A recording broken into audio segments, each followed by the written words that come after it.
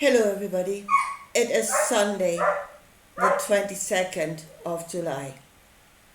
I want to go a little bit far out today, a little bit above, not detached from what I know, stuff that I know in this reality, stuff that has been taught to me by life. I'm not going that far. I'm trying to stay anchored in what I know.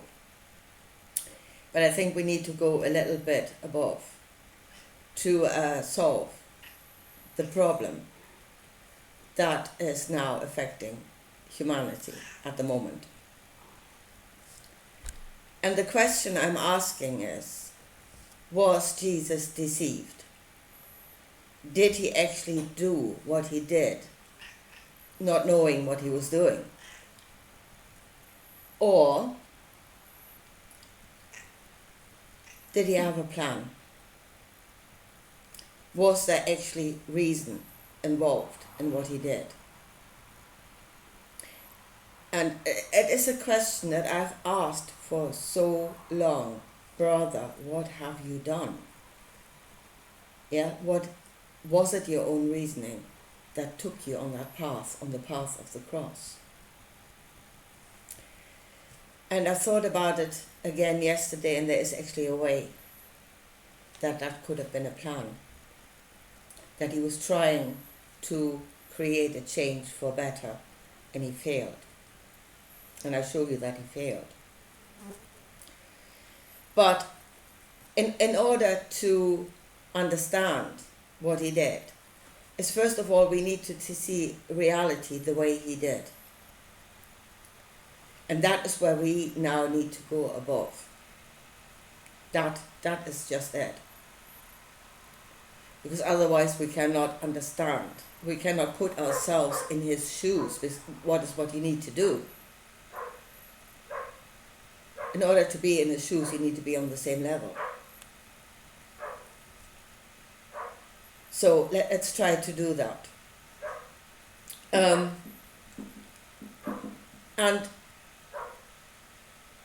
in order to do that, I think we need to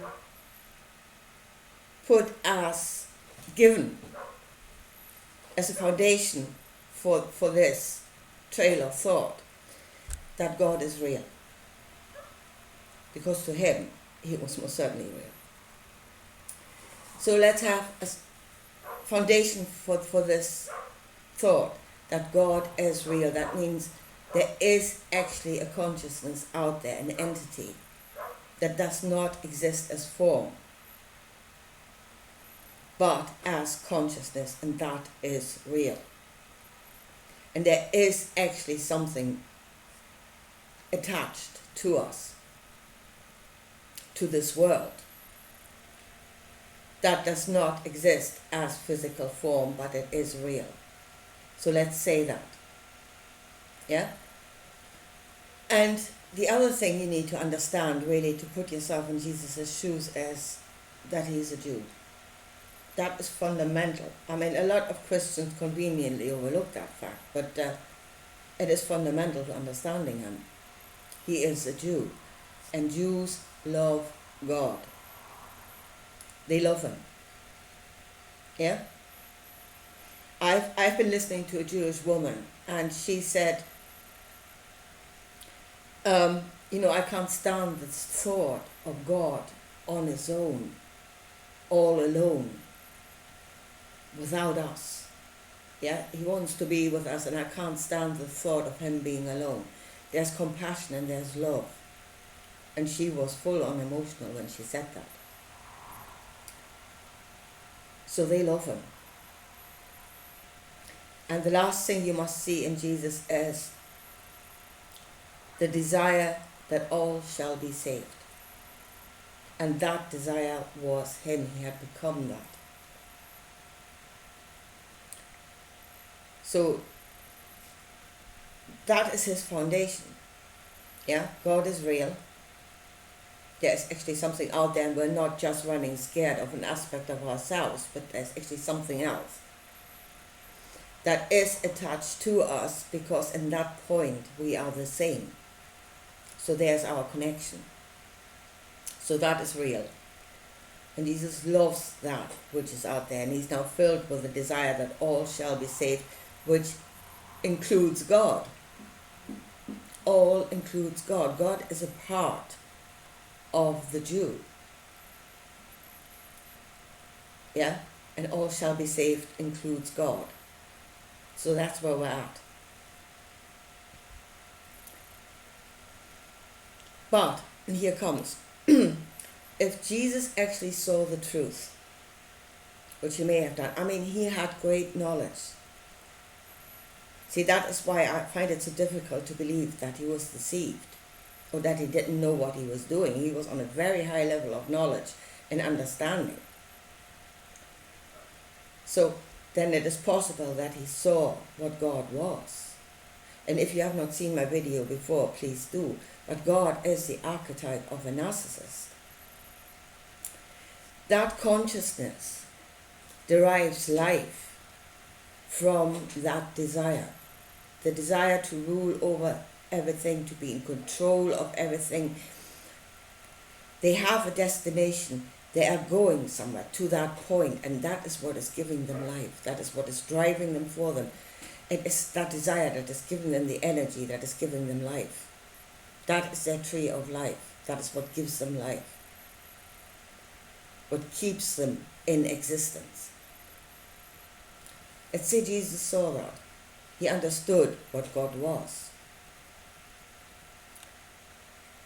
And filled with compassion and with love. And I tell you something, if Jesus could actually see that, and could still love God, and still was filled with love and compassion and the desire to save, then Jesus was at a state of unconditional love. Yeah, where he did not judge. So, now God wants to come to this earth. Yeah, under his terms, obviously. He wants to rule over everything. And Jesus wants him to come to earth. He wants that kingdom to come to earth and to be here. Christians want that kingdom to come to earth and to be here. Only Christians haven't got a clue what it is they're actually asking for. They're not seeing it. So Jesus saw it. And he still wanted this to come. He wanted to save. He wanted to bring that kingdom to earth. So what needs to happen in order for that to happen? The consciousness that is God needs to expand. Yeah? I mean, Jesus saw that it was very limited because it only has that one desire. We can see in this world that that desire is destructive. So what he needs to bring is to bring knowledge that will cause an expansion in the consciousness that is God. And he brought the knowledge of compassion. Yeah? Now, needs to bring it to heaven. How do you get into heaven? How do you get there? How do you become part of that consciousness? You get onto the same wavelengths, you're on the same frequency. How do you get there? And the only way you can is by doing away with any will of your own,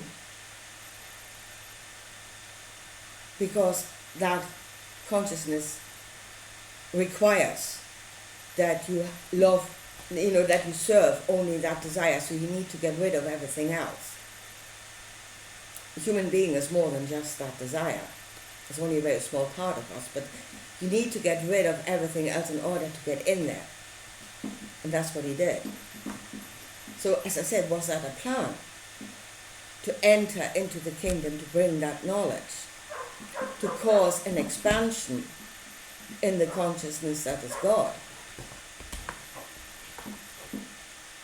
And I said that plan failed.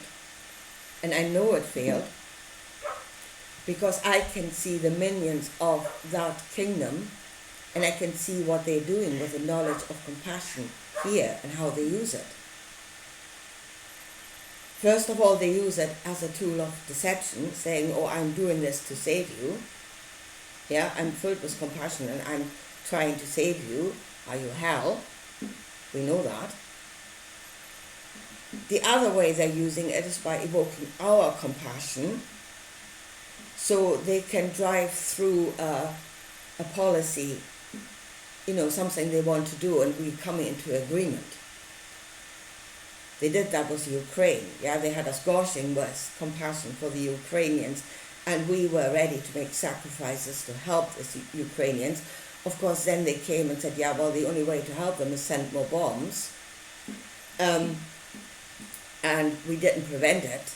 Gushing with compassion, we need to do something to help them. We now see that what is happening in the Ukraine is that, the only thing it does, it's more and more Ukrainians are getting killed, and Russians, which is not quite compatible with our compassion, but, that thing has gotten through the open door. That was our compassion. Same thing happening with borders. Yeah, all these poor women and children that are standing in desolation at our borders, we need to let them in. Again, we opened that door, filled with compassion. We allowed it to go forward. We're now waking up to the fact that it's not quite working out the way we thought, but again, that train has left the station and we let it through. So that is how they are using compassion. So it did not actually change them in their essence. They have not changed. They just incorporated it as a new knowledge that can be used to further their intention. So that way has failed. It's not working. It's not creating a change in the consciousness of God. In essence, he's still the same. His minions, you can see it by what his minions are doing in this world. Those that are full on attached to that consciousness, that have that consciousness whispering in their ear, and that are doing their work, its works. So that didn't work. So, but as I say, if we say God is real, we have got a problem, and that problem is real. So what do? The other thing you could think is, because it is attached to our will to have dominion, which is a small part of us, it's not all that we are, let's get rid of that part of ourselves. And we can't do that. We need it. Creation, life, is constant change, and constant change brings up constant problems that have to be overcome. Yeah, and sometimes we have to have dominion over something. We have to, impose our will on something in order to solve a problem. So no, we cannot do away. We'll leave ourselves completely vulnerable. So, and in the end, if the idea is that all shall be saved and that we are going to be free and ourselves, then we have to stop sacrificing ourselves, because that is really not the point. Yeah? If that is the end result, that we shall be free in ourselves, then no. So we cannot do that. We cannot give the knowledge to them because they are just using it according to themselves. We should not do away with that part of ourselves, because that would leave us totally vulnerable. There's another way, and that is, I've heard the Kabbalah speak that. The non-dual lunatics are going that way. And that is the idea of bringing our consciousness above, like projecting it past the problem. Yeah, going past. Actually, I set up myself very early on in my videos. We must get past the gods. Yeah, supersede them and go further out into other possibilities. Just basically forget about God. Just go past them. But the thing is, we're going into a territory then. We're going far out, and there we lose the knowledge of self. Again, we lose the knowledge of self. the further out we go, the more we lose the knowledge of self, unless we don't know ourselves anymore. We've nothing left out there that we know by which we can define ourselves. So again, that is self-sacrifice, which is missing the mark.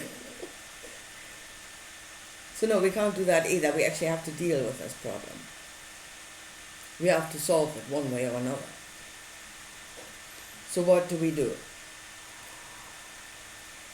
And there was another way that Jesus taught. And I show you what effect that would have. And the other way that Jesus taught, and then he said, well, but those that want to go my way, and that is go to heaven, give them the knowledge, go the way of the cross, deny yourself. The other way was continuously give to each other. And that is let the energy flow just amongst ourselves. That is actually circling the wagons and keeping the energy amongst ourselves. And that is really turning your back on God. Yeah? Give him no more thought. Forget about it.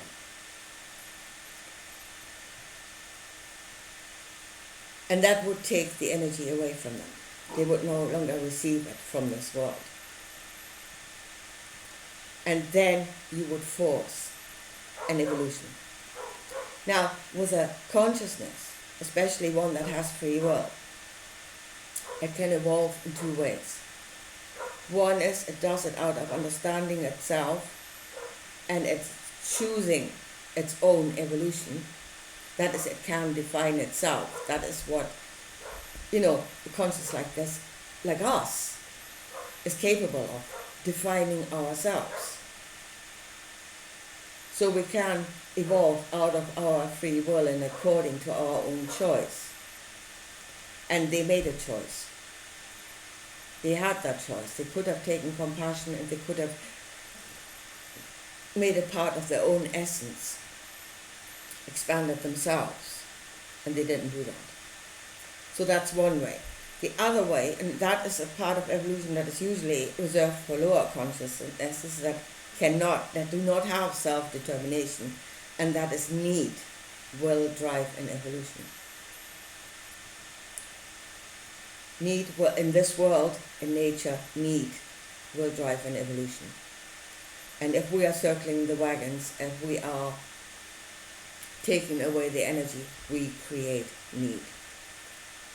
And they would be forced to do something different. Because as long as they get of our energy, that there's absolutely no reason for them to evolve. They're sustained. And I really think that in a way we're seeing this kind of wrong, that we're thinking they're energy vampires and that they live off our pain. And I don't think they do. They do not live off negative energy. When their kingdom, when their plan to have total control of everything is working a treat like it is at the moment, they derive a lot of positive energy from that for themselves. Yeah? Oh, we're on the up. There's hope. We will become a part of this world. They're looking forward to the end of their desire. That is positive energy. I mean, it gives pain to us, obviously, but I don't think they're feeding off that. They're feeding off the positive energy that comes from that, we are on and up here.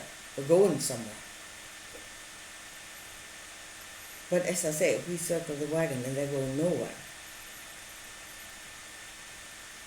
And that desire is no longer manifesting in this world. They can no longer get energy from that, positive energy from that. They will have to rethink themselves. And that would force an evolution. And there is something that brings me to this thought that I had actually arrived at myself. And that is tough love. Yeah? That love is not just giving. Sometimes you give by taking away. I mean, this is very tough love, this is kill or cure. But maybe we're at that point. I don't know what else we will try. Jesus tried giving and it didn't work. So let's try taking away. Force an evolution of God by cutting off his energy. I say this is far out. Yeah? It is far out in that you need to again believe that something you cannot see is actually real. That it can exist just as spirit, as consciousness. We used to believe in that, but we have been driven that much into rational thought, into the materialistic thinking that this is now hocus pocus. But I think it is real, and it is creating a problem, and more people are thinking that it is real, and we must deal with it as if it were real. And from that, think, where do we go from it? There is actually, God is real. And then see what God is, to see what the problem actually is that you're dealing with. Because God is a problem, He's not the solution. And then see that we could be the solution to God's problem. We could give to Him. I mean, we're supposed to serve Him. We're supposed to give to Him. He wants to come here and be a part of this world.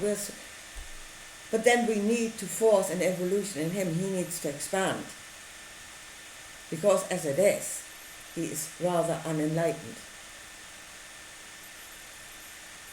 And how do we serve Him? How do we bring that expansion to Him when He thinks He's all? And He will not rethink Himself because He is sustained as He is. How do we force that? And that is by taking away the energy. And that is,